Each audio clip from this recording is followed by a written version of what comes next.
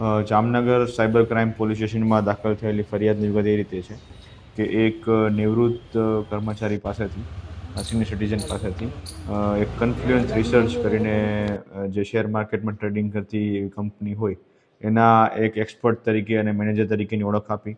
જે આ કામના મુખ્ય આરોપી છે બંટી ઉર્ફે અંકિત બંસીલાલ શર્મા.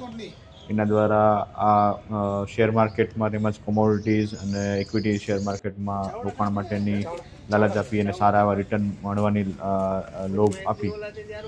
આ જે સિનિયર સિટીઝન ફરિયાદી છે એમના આશરે 50,13,328 જેટલા રૂપિયા એમની પાસેથી મેળવી અલગ અલગ રીતે અલગ અલગ ટાઈમે. અને એને કન્ફ્લુઅન્સ રિસર્ચની જે શેર માર્કેટનું ટ્રેડિંગની જે કંપની છે એમાં ઇન્વેસ્ટ કરવાની વાત જણાવી. પરંતુ એના દ્વારા કોઈ પણ પ્રકારનું રિટર્ન અથવા તો કોઈ પણ પ્રકારનું જે પૈસા લીધેલા તે પરત કરવામાં આવેલ નથી. તો તે આ બાબતની છેતરપિંડીની ફરિયાદ BNS 318(4), 316(5), 61 તથા IT એક્ટ મુજબની કલમો લગાવી જામનગર સાયબર ક્રાઇમ પોલીસ સ્ટેશનમાં એનો ગુનો દાખલ કરવામાં આવેલો છે.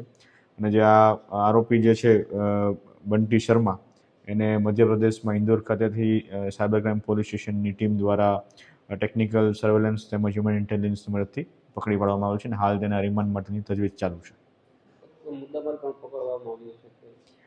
હાલ એની સાથે શું શું વસ્તુઓ છે? એક લેપટોપ છે, એક મોબાઈલ ફોન 3 નંગ છે અને સુઝુકીની બલેનો કાર છે. આટલા મુદ્દામાલ સાથે તેને અટક કરવામાં આવેલ છે. હાલ તે બાબતની તપાસ ચાલુ છે.